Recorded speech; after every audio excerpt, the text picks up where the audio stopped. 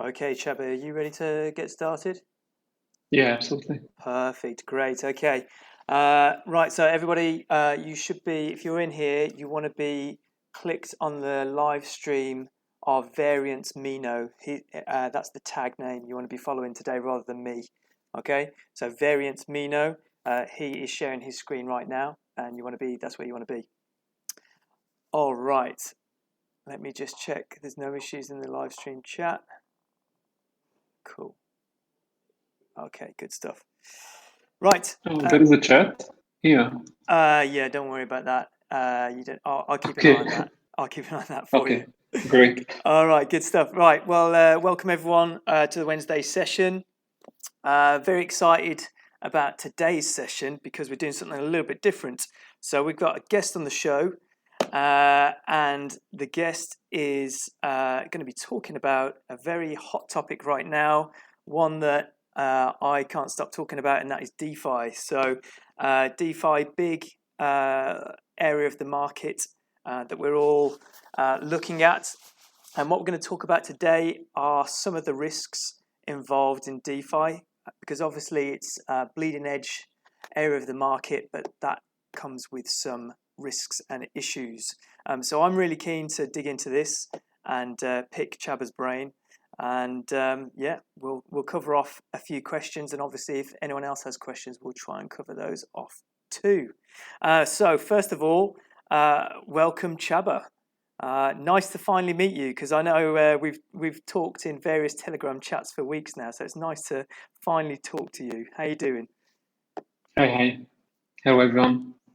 So Csaba, do you want to just give a brief introduction to people about who you are and what you do Yeah. in the space? Okay, that's right.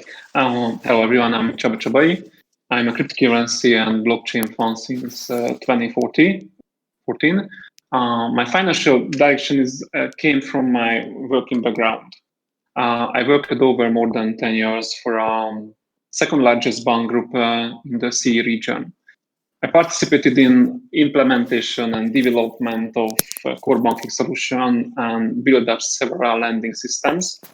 I wish to combine my traditional banking experiences with my blockchain knowledge to deliver a real solution to collateralized-based lending challenges in the crypto world. This is why I started to work on Inlock, and probably this is why I'm here. Cool. And can you, for those who don't know, because I'm not sure if everyone does know, can you explain what Inlock is and what it does? Yeah. Just shortly, Inlock is a crypto lending service. This is not a DeFi solution, but a centralized CeFi solution.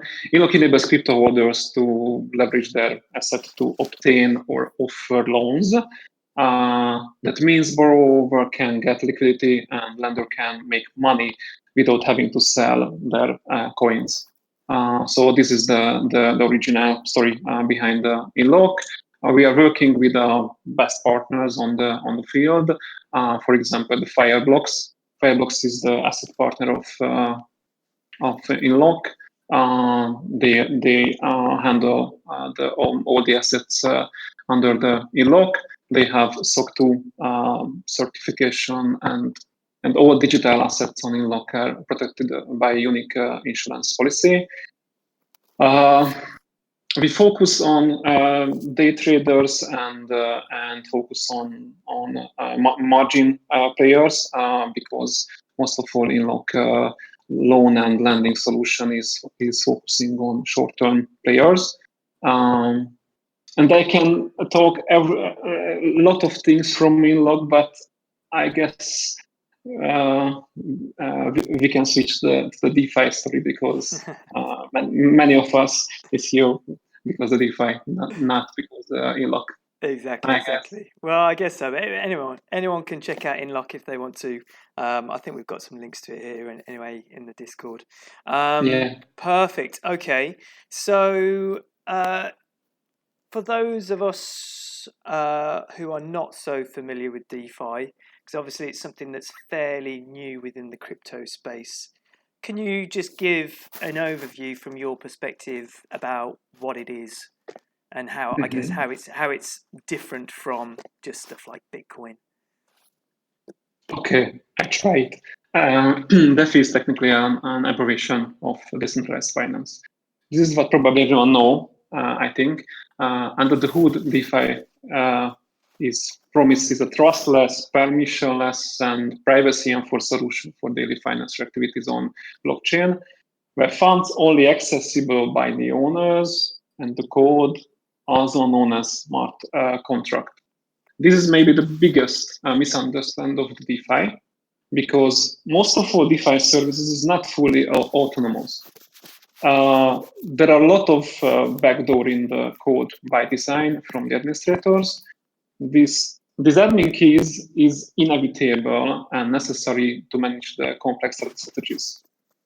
If you think, we can later talk about in details about these risks, but now I would like to focus on the DeFi introduction. When we talk about the DeFi, we typically talk about financial ecosystem with a lot of building blocks.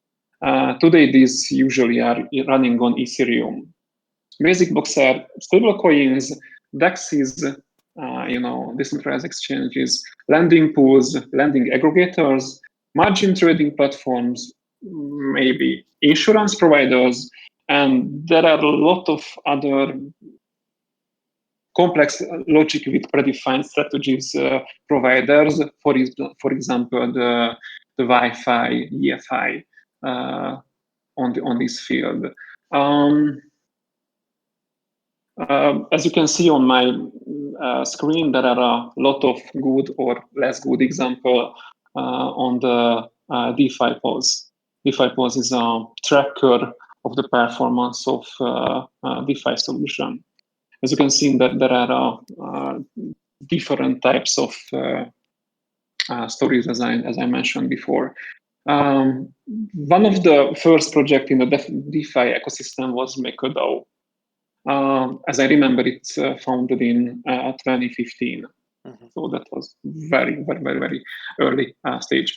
The MakerDAO allows user to lock ETH as collateral to generate DAI, as a stable coin follows the price of US dollar, mostly, roughly, I don't know. DAI and MakerDAO was definitely the first milestone in the DeFi movement. Okay, let's talk about a little bit from DEXs, decentralized exchanges. Today, the best known, perhaps the Uniswap, but there are a lot of other alternatives on this field. Primary benefit of decentralized exchanges is to make trades without giving up the self-custody of your coins. There are two types of decentralized exchanges. To understand the difference between the two types can be very important to understand why yield farming is working and how it working in technical details. Okay, let's say that two type. From one hand, there is an order book based decentralized exchanges. On the order book based exchanges. So typically this exchange is working as the centralized exchanges like Kraken, Binance, and so on. On this kind of decentralized exchanges, when you create an ask or a bid offer, and you can easily manage base these offers based on the demand. In these platforms, all fees are paid to the operators. From the other hand, there are the liquidity pool-based DEXs. Originally, the first was, as I remember, the Bancor, but today the best known is definitely the Uniswap. These exchanges don't work as usual. There are no order book, instead liquidity pools with automatically price discovery mechanism. You can create your own liquidity pool, others can join to your pool, and you all can share the transaction fees via virtual LP tokens. A lot of yield farming solution is focusing on utilized funds over multiple leverages and farm trading fees via LP tokens. later we can talk about some examples, because this is a very important part of the yield farming and DeFi ecosystem. So technically, we can dig deeper in this story, but I guess we have to see the complete picture before. So okay, after the liquidity pool, let's see the lending pools, other important building blocks. Maybe the best known pools is Compound, Aave, Fulcrum, or DeFi-DX.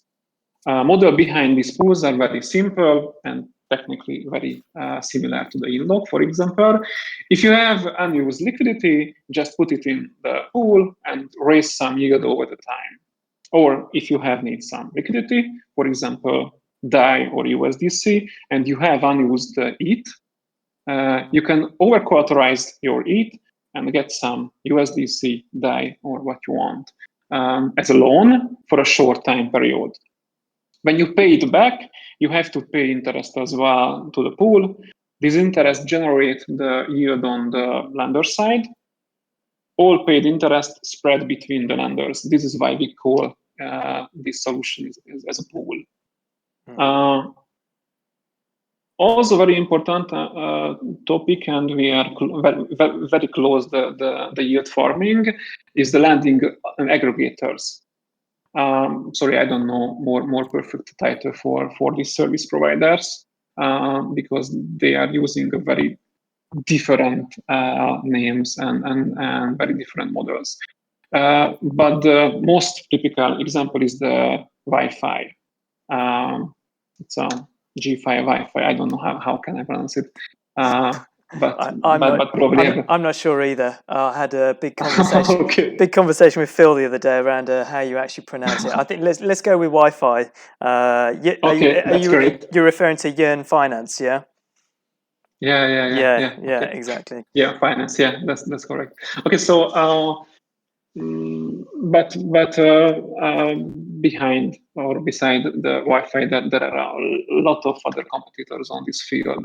Lending aggregators creates a custom contract where the money can flow between different lending pools to get the highest interest rates. Of course, usually there are an admin key and admin control on this flow. So technically, the admin can access directly to the money in the pool. Later, if you want, we can see some example in the different stories. But before we dive in, what I missed from the okay, so maybe the most important part for me and maybe for you as well is the vaults. Vaults is a very complex strategies logics. Vaults are combined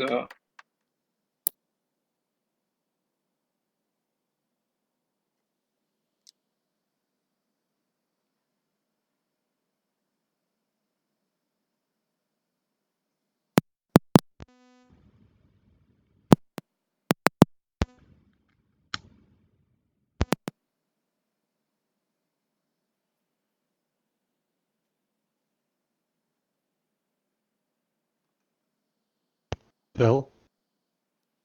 Yeah, hey. Hello. Yeah, hey, I've lost sound here. Yeah. I think we both have. Yeah. Sorry, I was just checking it wasn't my microphone, guys, so I was just turning it on and off, but I think we've just lost Csaba. So I'm not sure what's happened. Let me see if we can get him back.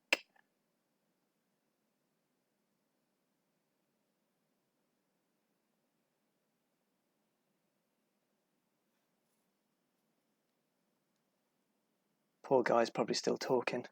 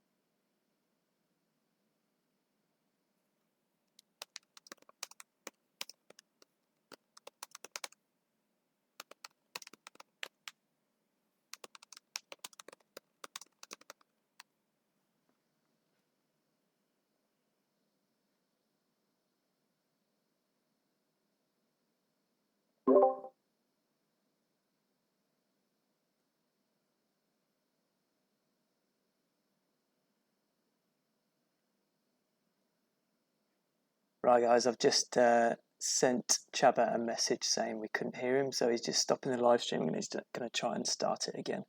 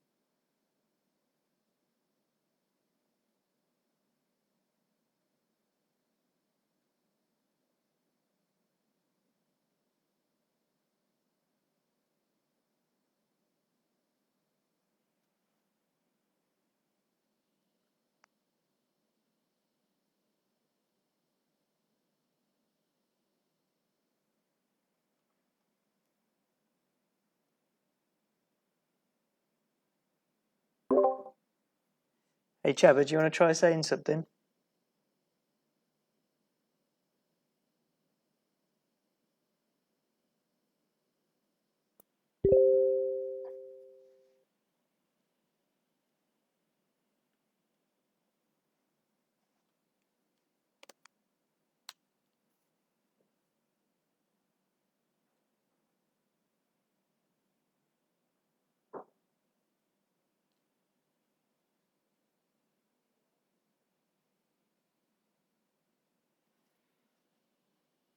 Phil, can you hear me?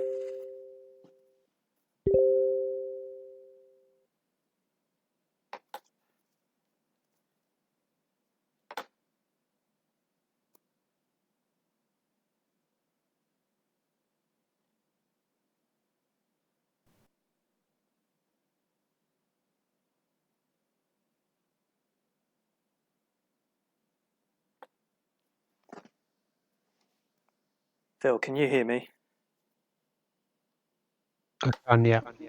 Yes, yes. Right, okay. Csaba, do you want to try sharing your screen again? Yeah, okay.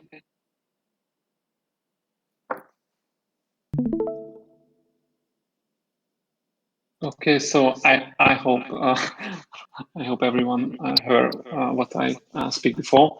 The last part was when I talk about the volts. Yeah, exactly. That's kind of where we lost you. So if you want to carry on from there, that'd be great.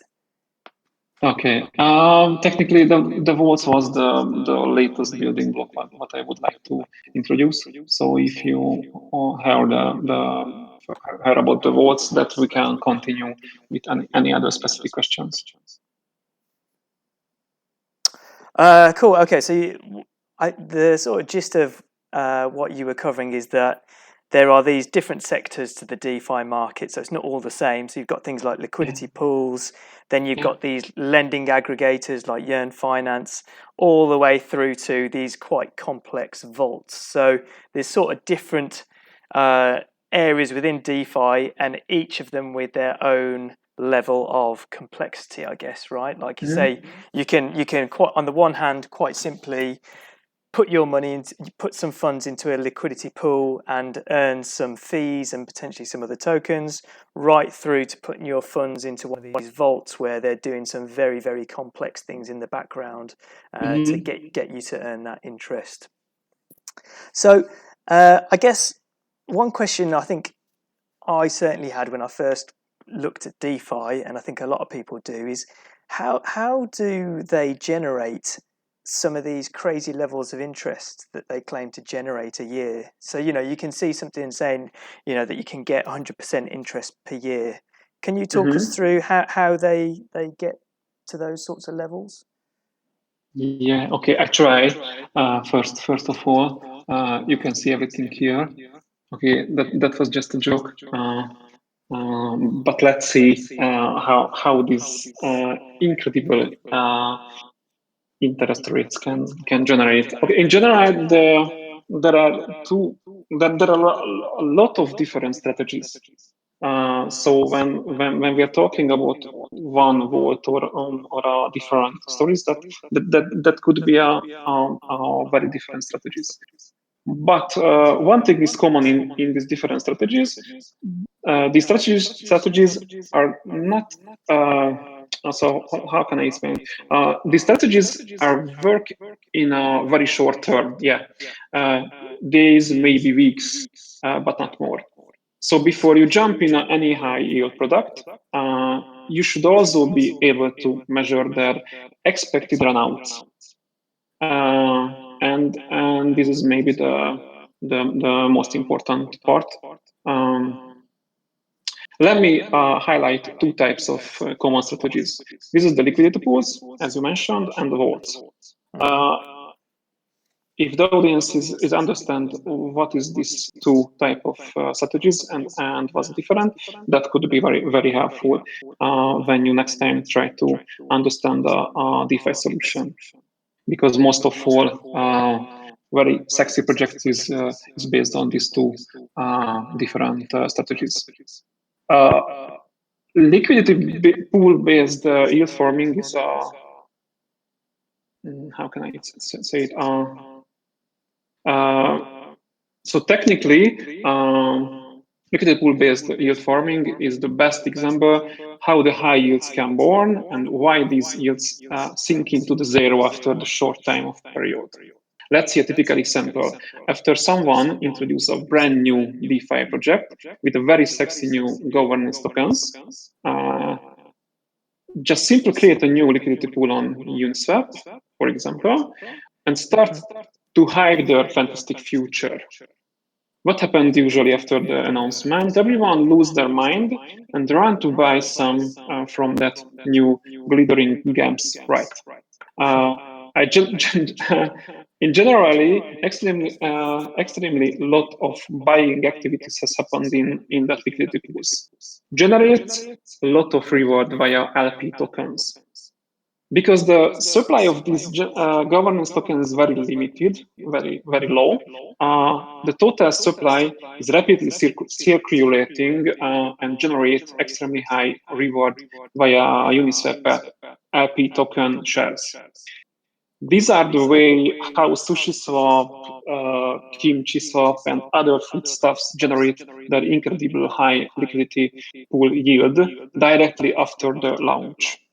But when the hype is gone, incomes is started to decreasing rapidly. I hope this simple and easy to understand example can clearly help how can you understand why these kind of projects are started on very high and today no one really talking about it. So you sort of have these I was talking about this on last week's live stream, I think, how certain sectors of DeFi, you have these, what I call fad projects, which come and go very quickly, and they're very, very exciting, or seem very, very exciting in the first days or weeks, but then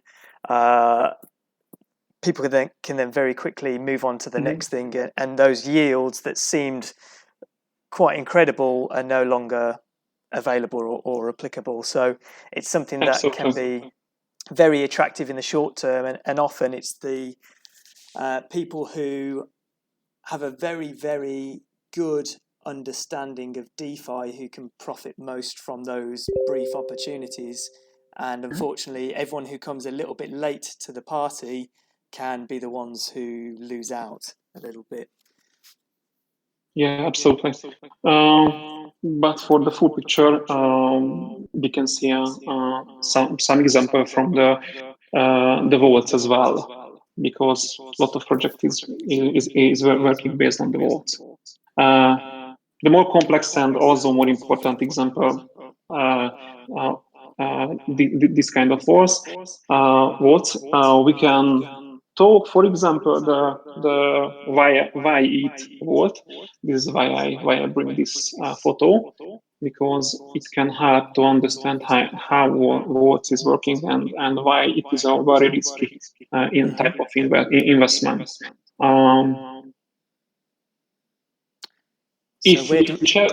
Yeah. So I was just going to say on that, I'm just trying to understand that picture because it looks so complicated. I'm not even sure where to start.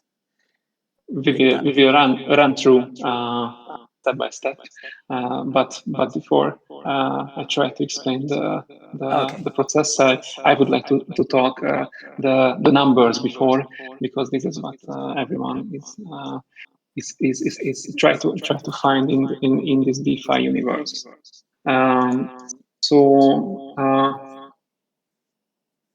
Okay. If you can check the in your finance site, you can see the votes section, and you can see bright high numbers in these different votes. As you can see, that's absolutely incredible high numbers.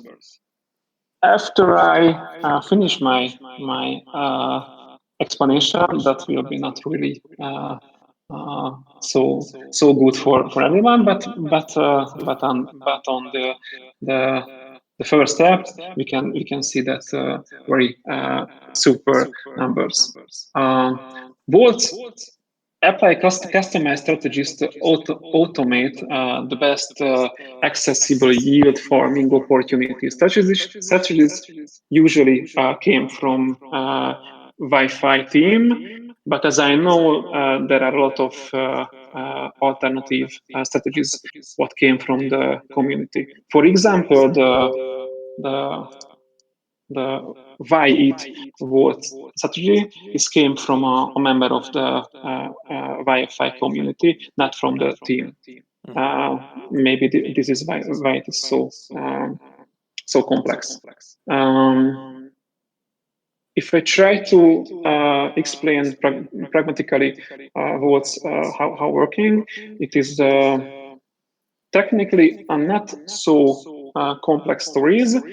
The vaults accept specific assets as liquidity, use the liquidity as collateral to borrow stablecoin, put the stablecoin to work for some farming, for example, lending pools, lending aggregators, or directly into the liquidity pools.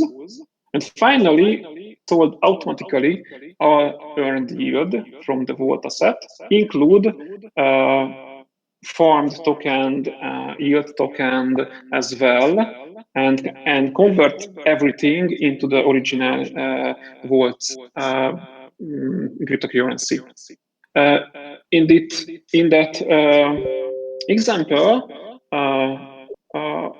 why it in why it case, all Ethereum is used as collateral on the MakerDAO. You can see on the center of the screen to get DAI loan. and all die loan is dropped into the curve Y die pool.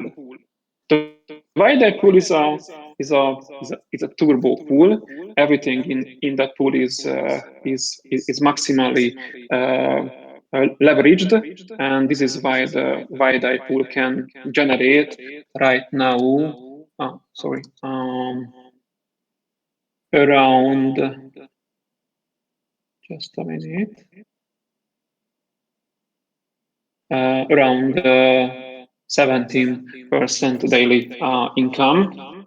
Don't forget these numbers is annually calculated. But definitely this 17% looks great. Okay, so this is how the why it vote is working. So when this sounds like a dream, absolutely. You put some ETH into the vault, and after a year, you can get around 17 or maybe more extra income. This is what you can hear about in the news sites. If you type the why ETH in the Google, you can find extremely high offers, for example, 100% or maybe more income over a year. And let's see what happened after. This vote is starting roughly two weeks ago. And as you can see on your finance site, the vote is earning 17.5% yearly. Absolutely okay. Everyone would like to get this great earning. But this 17% is average income since the vote is launched. Last day APR of this pool, the YET, is definitely a 0%. And last week, income from the YET is only 3 and a little bit percent. So absolutely, it's clear that this is a very good example why these pools income is sinking, because this story is only working for a short time period. If you can check this chart, you can see how the different votes performing on Wi-Fi. As you can see, on when the different votes switch strategy. This is the cross on the screen. The yields started to increase dramatically, but after a short time, it is started to decreasing, and sometimes it's reached 0 day by day. By the way, that's all.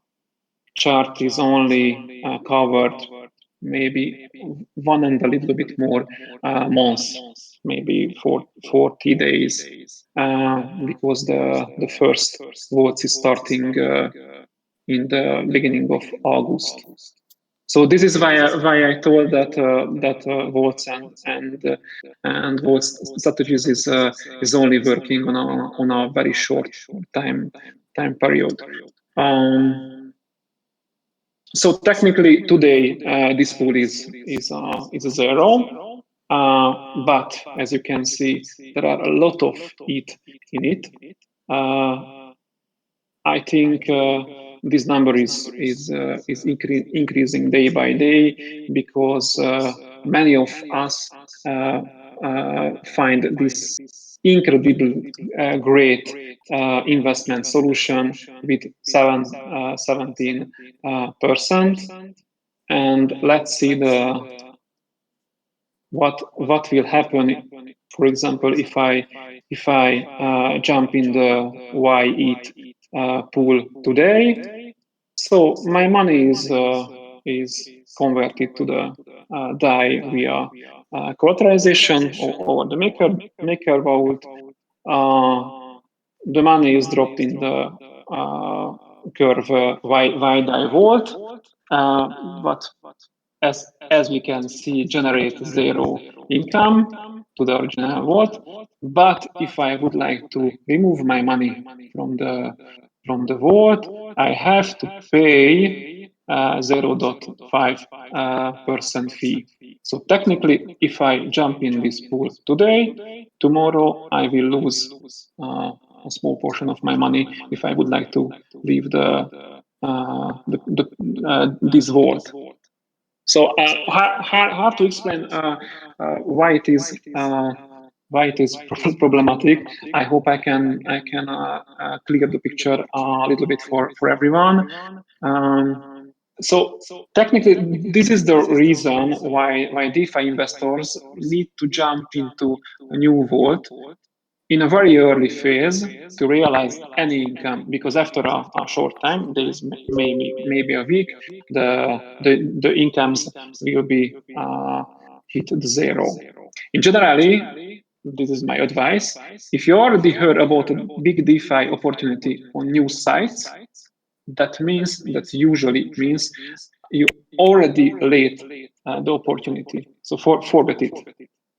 If you read anything on the News BTC or any other news site, that means forget it and try to find something other solution. I hope I can explain correctly why these very high interest can generate it on a early phase, and later why it is sinking to the zero. I don't know if you have other question. I try to answer. No, and that's good. So I mean, I sense what you're saying is that the rate that you're shown is not necessarily the rate that you end up getting, particularly if you come to the party a little bit late on these things. So you need to be aware of that risk, and then also, as you say, you can also have to pay fees to get out of the pools and the vaults. Yeah. And that's obviously not including actually just thinking about obviously the gas fees you have to pay, the Ethereum gas fees when you're. It is over the gas fees. Yeah, absolutely. Exactly. This is some kind of system fee. Yeah. Yeah. So quite a few risks. Are there any other risks, or are those the main risks you see with DeFi? This is probably main risk of vault, but there are other specific risks connecting to the DeFi's. If I would like to summarize the risks, there is maybe four big category.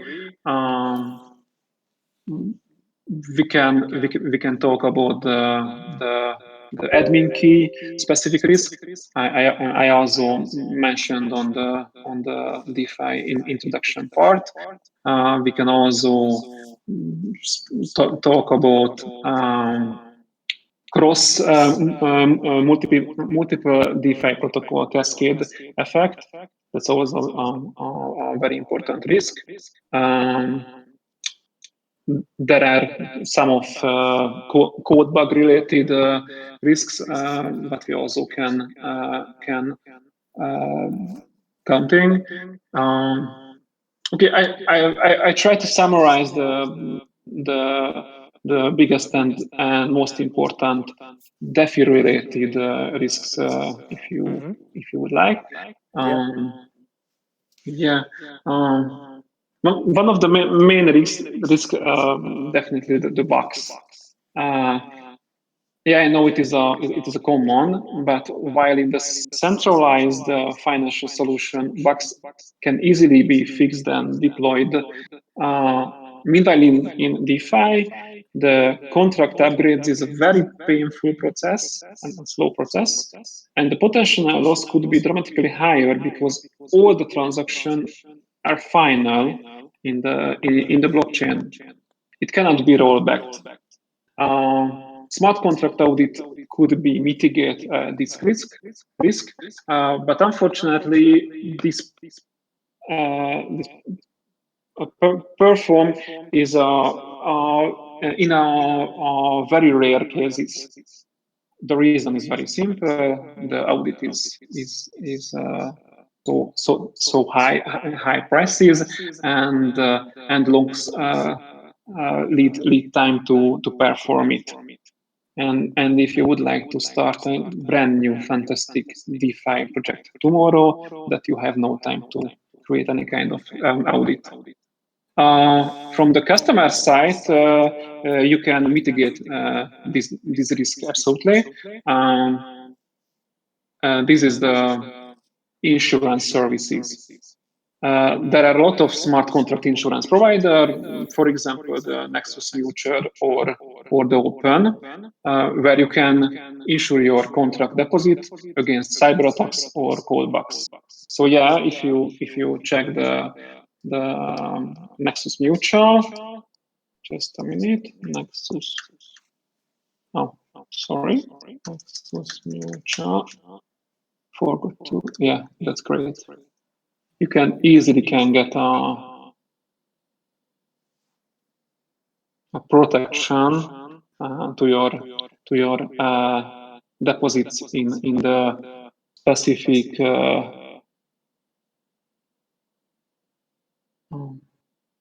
by cover, and as you can see, you can easily select for example, the Aave or Balancer, Bancor, and other smart contracts. And as you can see, there is a fee, the cost of this protection of this insurance.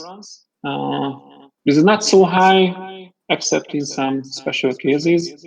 For example, the BZX insurance cost is very high because, as you maybe know, BZX is hacked on the last week, and also hacked many times on the summer via flash loans attacks. But technically, if you would like to keep your money on different DeFi solutions, you can buy some kind of so-called insurance to the services. Also could be an important risk, the level of decentralization. This is what I mentioned before. Admins can stop or shut down the whole contract, can freeze or move customer funds via funds without the customer's permission. Just for an example, one of the most easy contract is your finance CUSDC. YUSDC contract. This is a simple liquidity pool type contract. What easily can move the money between Compound, Aave, Fulcrum, and DYDX. It is simply move the original funds between these lending pools and get the highest reward. But the addresses of the counterparties can be modified by the administrator. That means if someone on the YFI team would like to get the whole money out from that contract, they can simply modify the contracts. For example, the compound address and request a rebalance and move all the customer funds into their own wallet. Wow. As you can see right now, there is a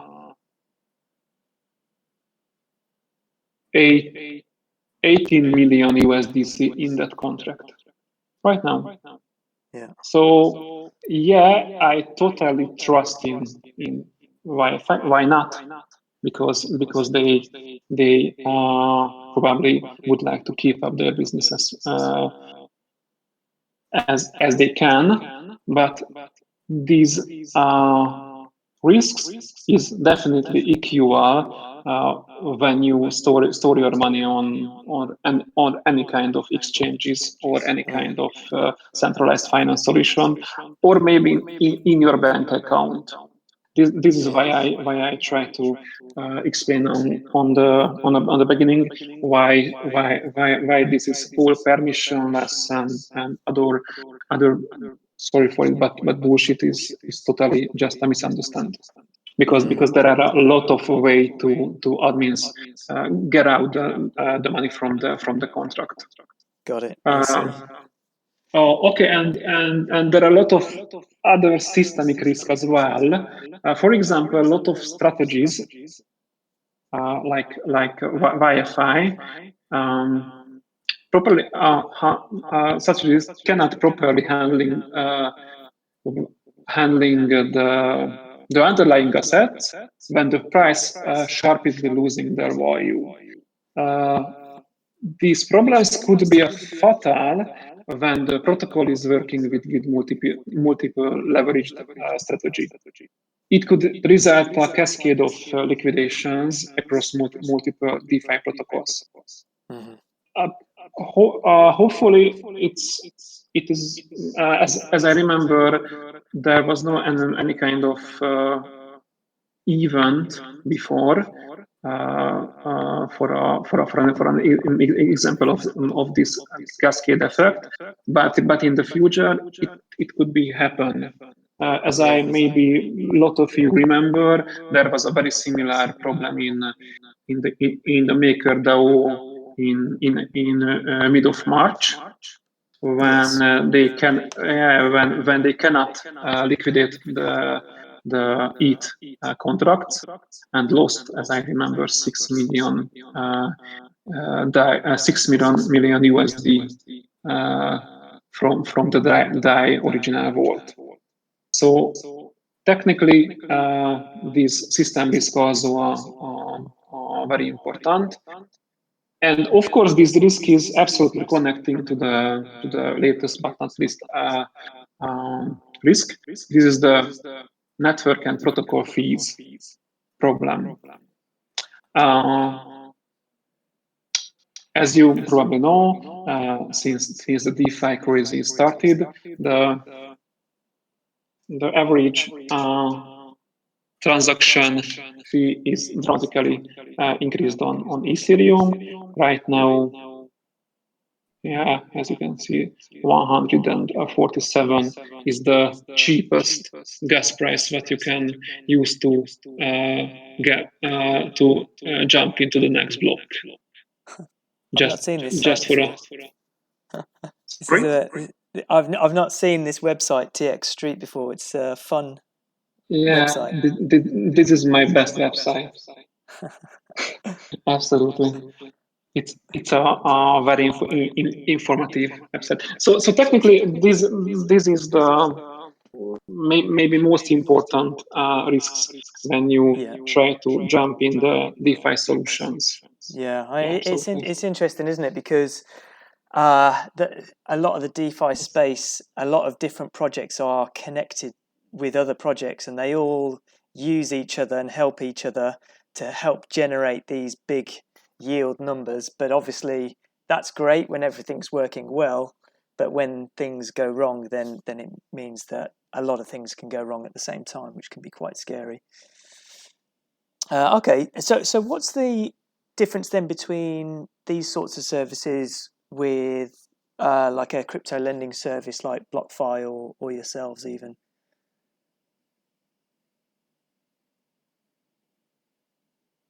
Oh, are you still there, Csaba? Yeah. Sorry. I'm here. Okay. So the question was, what is the difference between the CeFi and DeFi?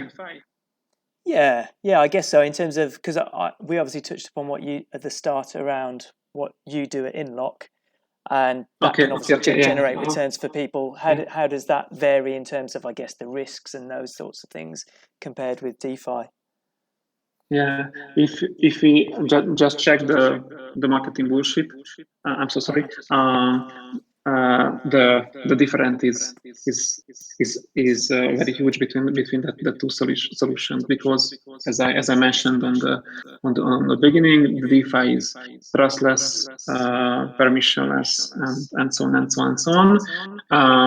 And the other hand, CeFi solutions is require KYC, generate high yields on your locked money, but you have to deposit your money in the CeFi solutions. There are a lot of other administrative problems could be happen on the CeFi solutions, and maybe the biggest difference is the fees, is the cost. All of the CeFi solutions is working of flat, low, or usually zero fees on the lending side, on the savings side. On the other hand, the DeFi is, of course, running on blockchain, and you have to pay every step via the blockchain to perform these different steps. For example, here let's see, compound finance. Probably a lot of us used it before. As you can see, I have a running contract on the compound. This is a simple lending compound. I put a little bit more than 3,000 USDC in the contract 2 weeks ago, as I remember. I realized almost 5 USDC income. What happened if I would like to get it? If I try to withdraw max, I hope you can see the MetaMask. Can you see the MetaMask screen on my screen share? At the moment, it's just confirming the transaction. Because it is opened in a different window. But so in this case, you can trust me. I see the price to stop my supply is $23. 23. So technically, So technically, I realized almost 5 USDC in 2 weeks, and to get it, I have to pay $23. And definitely, this is not blaming of the DeFi. In a normal way, that could be a cents, some pennies to get my money, but there is a network fee problem, congestion on the network. This is why it's not really so. When you would like to use DeFi solutions, you have to counting with high fees today. Maybe it is later can solve via Ethereum 2.1, 2.0, and other system changes. But today, if you would like to jump in a DeFi solution, you have to count this possible problem. And on the other hand, if you just simply deposit your money in a centralized lending platform solution, for example, as you mentioned, the BlockFi or the Inlock, you cannot pay any special fees or any network-related fees to realize your income. So if I would like to summarize the differences on the DeFi side, could be benefit the permissionless, the KYC-less, privacy focus, and the feeling that I'm part of a very new story. Disadvantages could be the hidden system and admin risks, admin key risks, and of course the high fees on the network to access these services. On the C5 side, advantages could be the very low and calculable fees. Of course, stable and high yields that you can realize on from week to week or from month to month, for example, on the block fee. Disadvantages could be very similar to the DeFi's. There is also possible liquidity problems on the providers. You have to deposit your money to the CeFi. Also, there are a lot of systematic and ownership problems on the CeFi solutions. Yeah, I try to compare the two different categories. It's a very good summary, actually, Csaba. Thank you for that. And I think it just really highlights actually just how new DeFi is and how you have to be so careful with it, particularly if you are not sure what you're doing, or B, if you don't have a huge amount of funds, because as you say, you can pretty quickly eat into any profits you make just by the gas fees that you have to use, because Ethereum gas fees are so high right now. And I think it's a really important thing to remember if you are trying to dabble and experiment with DeFi. Just beware of those risks and manage your risk as carefully as you can, because it is new and it is very risky. Cool. Okay. Is there anything else you wanted to say, Csaba, or was that cover off the things that you wanted to go through? That was really useful. Absolutely. Thank you. Right now I try to explain everything what I can. But if you have any more questions or maybe the audience, I try to answer. I mean, I don't have any more questions. I thought that was a really comprehensive run through, actually, and there don't seem to be any questions in the chat. Thank you. So thank you for that. So where should people want to check out your site? Do you want to just shout out, do a quick plug for your InLock site? Where should they go? Yeah. This is just a minute. Why don't you show us the site? Yeah, there you go. Let's have a look. I tip on it. Yeah, absolutely. Okay, so this is the InLock. This is our solutions. This is technically a savings and a loan service provider. You can see here the yearly interest what customers can realize on the different cryptocurrencies. Very important is the other side, the loan where our customers can get short-term loans against their collaterals. We support these five different collaterals right now. If you would like to try InLock, let's go to the inlock.io or download the InLock mobile application from the app stores, and let's get started. Very cool. Great stuff. All right then, Csaba. Well, listen, thanks for coming on and giving us all your knowledge on DeFi. That I learned a lot there, so thank you for that. And if anyone does have any questions for Csaba, you can just hit them up in the chat. Oh, there's one question that's just come in actually. What are the fees on Inlock? Someone's just asked.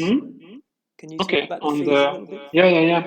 On the saving side, there is no any special fee. We have a very flat withdrawal fees if you drop some money in the savings. On the loan side, there is also flat origination fee. It is, as I remember, half percent of the covered collateral to get a loan. So, and of course, after you get USDC loan on the Inlock, you can freely withdraw it without any additional fees. So technically, on the loan side, on the borrow side, you only have to pay 0.5% of the covered collateral to get a loan. On the savings side, there is no any special fees to get interest on your money. Got it. That's all. Yeah. Very good. Very good. Somebody is asking. Yes, someone's just asked if you can share that picture. Yeah, so if you can, if you want to just send it to me or put it in this live stream. I dropped the link in the chat if you would like to use it. Yeah, there you go. Great. Lovely. Great stuff. All right, and Csaba, well, listen, thanks so much for talking us through that. And yeah, guys, if you've got any more questions for Csaba about Inlock or about DeFi, just let him know in the chat. All right. Thanks very much, Csaba. Okay. Speak to you soon. Thank you, guys. Thank you. Cheers.